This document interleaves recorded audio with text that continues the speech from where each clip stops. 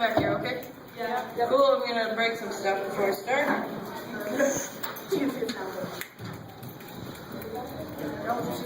Anson. He's gonna be my physical interpreter of this piece. Sweet. I'm just kidding. This is a piece that I wrote last year about J&L.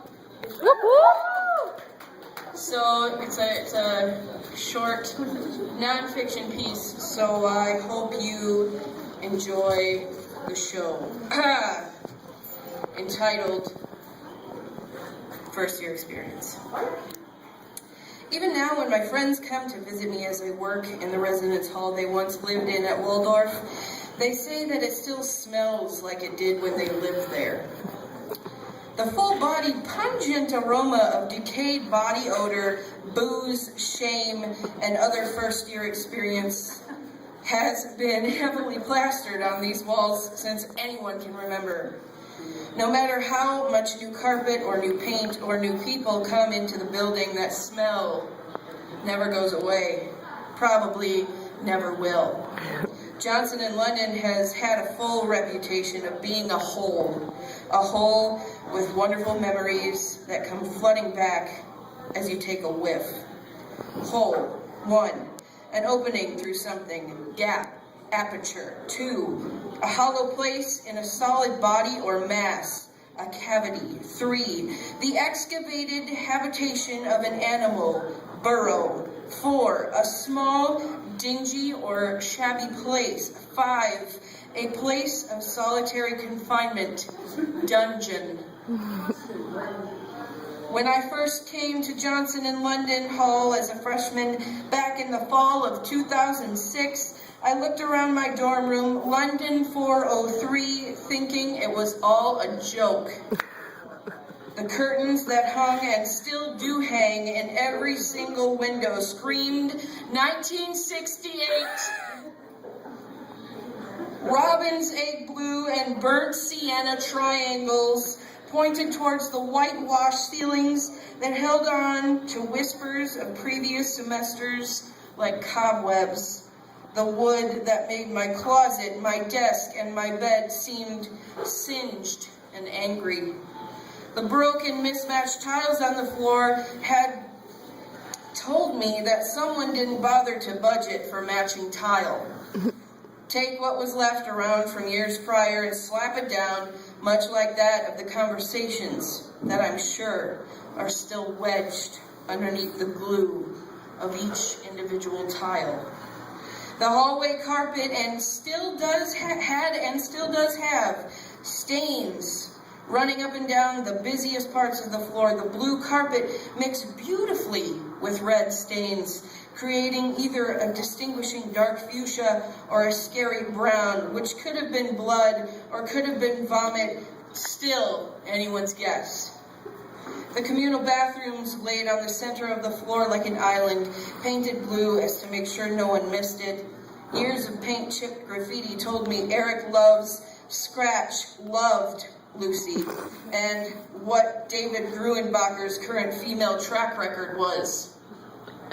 Inside, the bathroom still hung huge, distinguishing urinals on the wall, remnants of all-male occupancies passed like porcelain baboons waiting for an open-armed offering of piss. It wasn't the tan tile floors or the off-match brown tile walls that screamed, "Take a shit." That made the bathroom seem completely uneasy. It was the thought of not knowing who sat down before you did, not knowing what the sink or countertop was really used for, not knowing exactly why the water wouldn't go down the shower drain, and frankly, no one wanted to know. Off and on, there's usually talk about the hall being haunted. The ghost stories move from floor to floor each year, and so the story changes along with it. It's a boy who committed suicide after a terrible basketball game, and you can still hear him bounce his basketball on the floor that he once lived. Or a girl who fell to her death down the stairs after a long night of drinking. Or a woman who had a heart attack moving her son up to the 4th floor on one hot summer day long ago. I believe that last story the most of them. But J&L's record shows no deaths. However, there are still ghosts here. Ghosts of innocence lost, former selves left behind, broken hearts, mangled friendships, and all those terrible memories one inherits their first year of college. It seemed, really, Katie? Sorry. All right. It seemed like those ghosts passed through those halls daily. Don't get me wrong, everyone has a great time their first year of college, but it's constant adjusting that really creates a dissonance in the hall. Even now, as I walk through the floors, I hear whispers of secrets, rumors, truths, the laughter of inebriated Saturday nights, the soft steps of girls crossing through the lobby to be with their boys.